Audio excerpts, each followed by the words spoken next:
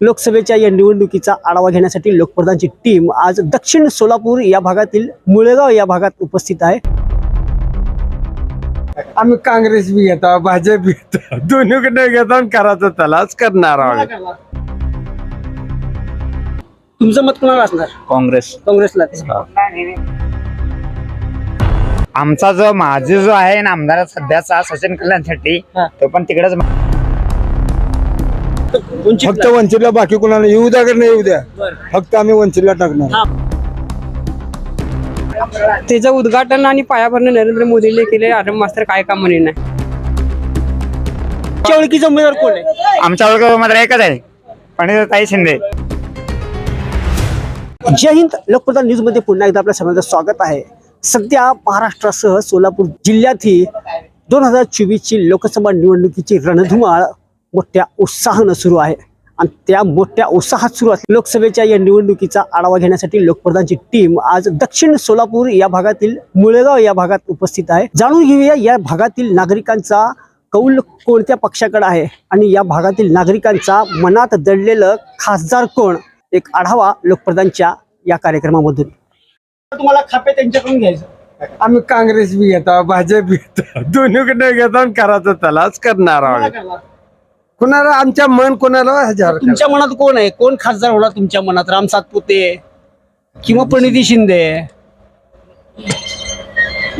ह्याच्यात मोदीच लास्टला, तात्पुराला बी मतदान केलं तर लास्टला मोदीला जाणार आहे, मोदीला जाणार। नाव कोणाचं आहे? मोदीच आहे। मोदीच्या खाली हिने जगणार। ही बी आमदारच होता पहिला, आता मोदीच्या ह्याच्यामध्ये गेलेला आहे। झालं तेवढंच आपलं। म्हणजे राम सातपुते खासदार बनणार? हा, बनणार की। प्रणिती शिंदे का बनू शकत नाही? हो का, आता सोलापुरात कसं काटाकाट्यावर येणार आहे लास्टला काय, आणि हिने बी कामं केलेलीच आहे, शिंदेची पोरगी बी। माझं तर मत आहे शिंदेचीच पोरगी येणार। तुमचं दुतर्फी मत कसं काय? एकीकडे तुम्ही म्हणता राम सातपुते येणार, दुसरीकडे मत म्हणजे तुम्हाला दोन मतं करायचा अधिकार आहे का? अधिकारी एकच आहे, मग एकच खासदार पाहिजे ना तुमच्यासाठी। मग कोण येणार? प्रतिमेची ताई येणार आहे लास्टला। हा, आमच्या इथं तर आहे मत आहे आमच्या इथं। तुम्हाला काय वाटतं? काय वाटतं तुम्हाला? 2024 ची जी निवडणूक सध्या रंगात आली आहे, एकीकडे भाजपचे उमेदवार, दुसरीकडे काँग्रेसची, दोघांमध्ये कुठेतरी चांगली रणधुमाळी सध्या जुंपली आहे। सध्याला सोलापुरात वातावरण तर बीजेपी साठी चांगलं आहे। राम सातपुते येणार। परवा मोदीच्या सभेला आपल्याला काय बोलायचं? मोदी सभेला गर्दी भरपूर होती, गर्दीवरून तर वाटतं की मोदी सातपुते येणार। जे राहुल गांधी ही सोलापुरात आली होती, त्यांची ही सभा मोठ्या थाटात गाजली होती। मोदी इतकं हे नाही, मोदीला बघून मतदान होणार आहे। म्हणजे मोदीच्या भाषणामुळे कुठेतरी प्रभाव वाढला, त्यांच्या सभेमुळे प्रभाव वाढला असं म्हणतात। आता आज अजून योगी आदित्यनाथ येणार आहेत, त्यांच्यामुळे अजून जरा हे होणार आहे। म्हणजे एकंदरीत भाजप पक्षाचा नारा आहे अबकी बार 400 पार। काय वाटतं? अबकी बार 400 पार होणार। 400 पार 400 पार होणार। प्रणिती शिंदेला कुठेतरी पुन्हा एकदा करारा हार पत्करावा लागणार का? बरोबर आहे का? हा, होणार, त्यांचं हार होणार। कसं आहे, मतदान ह्यांना बघून होणार नाही, वर मोदीला बघूनच मतदान होणार आहे। त्याचा एक प्रश्न विचारतो तुम्हाला। मागील 10 वर्षापासून आपल्या मुळेगावामध्ये 2 टर्ममध्ये जे भाजपचे जे खासदार निवडून आले, त्या काळामध्ये 10 वर्षाच्या या कालावधीमध्ये आपल्या मुळेगावाचे काय विकास? मुळेगावात काही एक रुपयाचं काम झालेलं नाही।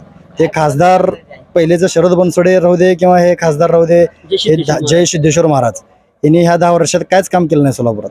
हे जे काय 4 वे काय रोड आहेत, हे सगळे केंद्रातून झालेले आहेत आणि हे गाव पातळीवर बैठलं, सिटीच्या मध्ये बैठलं तर त्यांची कामं काहीच नाहीत। म्हणजे मुळेगावाचा 10 वर्षात काही विकास काही नाही। ती एकदा पण खासदार आपल्या गावात अजूनपर्यंत आला नाही। बनसोडे पण कधी आला नाही आणि खासदार जय सिद्धेश्वर महाराज कधी गावात आला नाही। मध्यंतरी राम सातपुते यांची सभा मुळेगावमध्ये झाली होती की 2 दिवसाखाली। निवडून आल्यावर राम सातपुते मुळेगावला पर्सनल भेट देतील किंवा याचे विकास देतील, विकासावर भर देतील असं का वाटतं? ही पहिली वेळ आलेत। पहिली राम सातपुते 2 दिवसाखाली येऊन गेलेत गावात। हे पहिल्यांदाच आलेत तिने गावाकडे, त्याच्या आधी कधी आले नाहीत। मग काय वाटतं तुम्हाला? आम्हाला तर काहीच वाटत नाही, तसं काहीच वाटत नाही। काहीच वाटत नाही म्हणजे राजकारणापासून तुम्ही फार लांब आहात?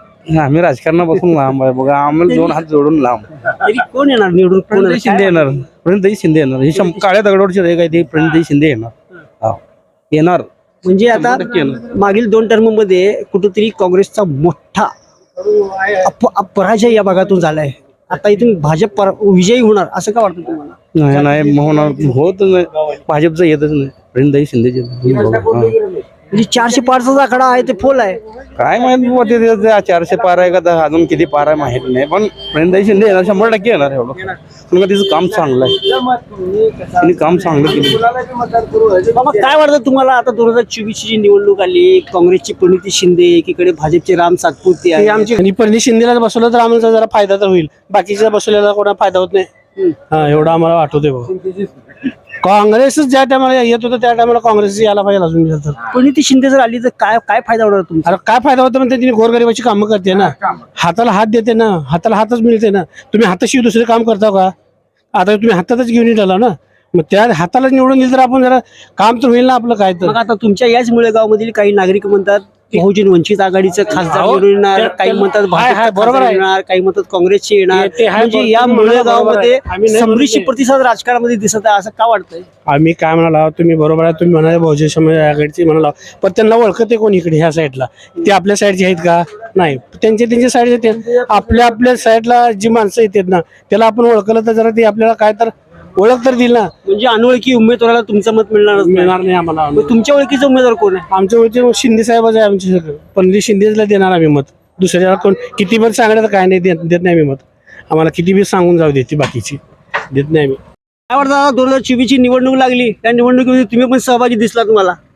सध्याला मोदी सरकारचा जोर जास्त वाटतोय हा. आणि राम विठ्ठल सातपुते निवडून येतील असं वाटतंय. राम विठ्ठल सातपुते निवडून येतील असं वाटतंय. हो, कारण कारण मागील 2 टर्म मध्ये गेल्या 10 वर्षामध्ये आपल्याकडे 2 खासदार निवडून आले, तेही भाजप पक्षाचे होते. मग आता 10 वर्षामध्ये मुळेगावाचा काय विकास झाला सांगू शकता का तुम्ही? विकास म्हणजे 2 खासदार इकडे कधी आले नाहीत पहिली गोष्ट. आता राम सातपुते येतील काय वाटतं तुम्हाला? येतील असा अंदाज आहे, कारण यंग आहेत त्यामुळं सगळे कामं करू शकतील त्यांनी. यंग जनरेशन मध्ये आता तुम्ही पण मूर्त आहे. आहे हो. मग तुमचा पण परंतु जे कुठे अगोदरचे होते ते यंग जनरेशन नव्हते. वयस्कर असल्यामुळे त्यांना फिरणं अशक्य होतं. पण आता सातपुते साहेब यंग असल्यामुळं करतील आणि वरती सुद्धा सध्याला मोदी साहेबांचा जोर असल्यामुळं राम सातपुते यंग जनरेशन मध्ये आहे, तर प्रणिती शिंदे ही एक जनरेशन पिढी आहे. मग त्यांच्याकडून काय अपेक्षा नसतील तुमची? नाही, त्यांच्याकडून सुद्धा आहेत, परंतु सध्याला जोर म्हणजे हवा किंवा वार सध्याला साहेबांकडे. वारा हवा जो सगळं सोडून द्या. तुमचं मत काय आहे? माझं मत आहे कोणाला तुम्ही आमदार बनवू, आमदार खासदार बनणं तुम्हाला काय वाटतं? कोण बनणार खासदार?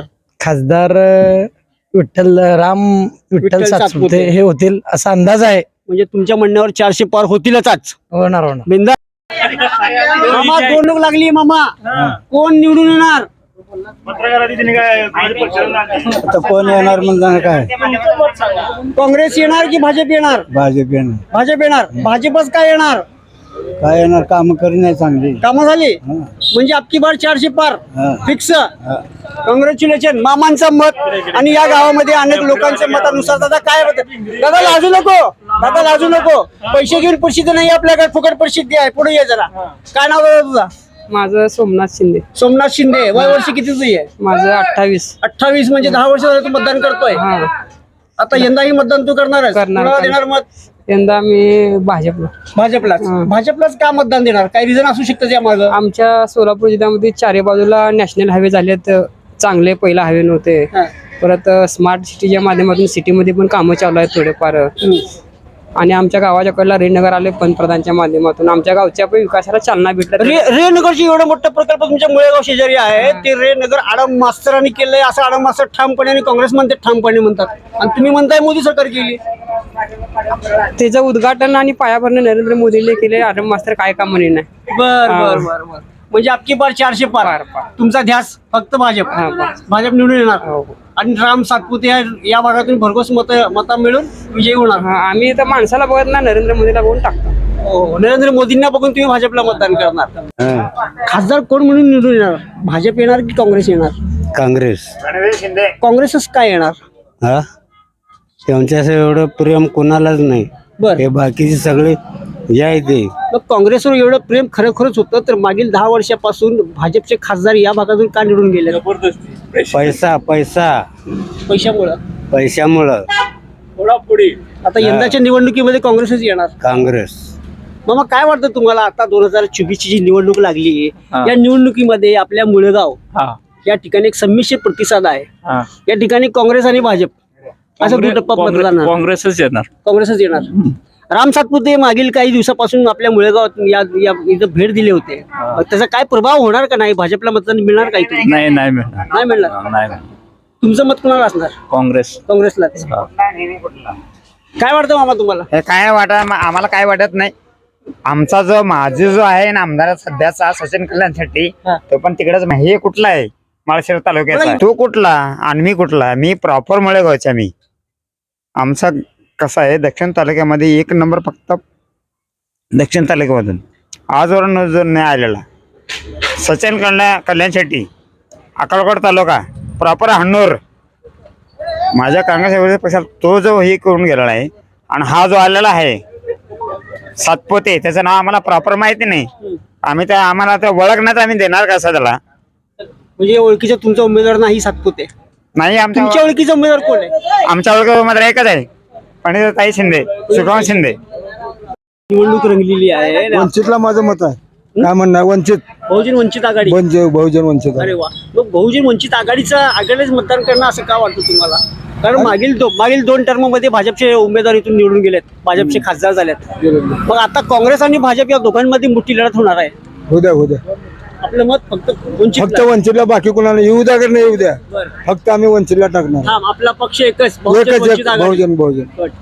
दादा काय वाटतं? आपण रिक्षा चालवता 2024 ही निवडणूक चालू आहे. आता या निवडणुकीमध्ये भाजपचा उमेदवार निवडून येणार की काँग्रेसचा निवडून येणार? आता भाजपचा पार्टी लय डेंजर चाललाय. मग काँग्रेस पण काय सांगता येत नाही, कोण पण येऊ शकतंय. तुम्ही रिक्षा चालवताय, काय वाटतं मागील 10 वर्षापासून लोकप्रतिनिधीमधून निवडून गेलेले खासदार लोकांनी या सोलापूर जिल्ह्यातील नागरिकांसाठी विशेष म्हणून रिक्षा चालकासाठी काय योजना, काय कल्याणकारी योजना अद्याप रिक्षा चालकांना लागू झाली नाहीये?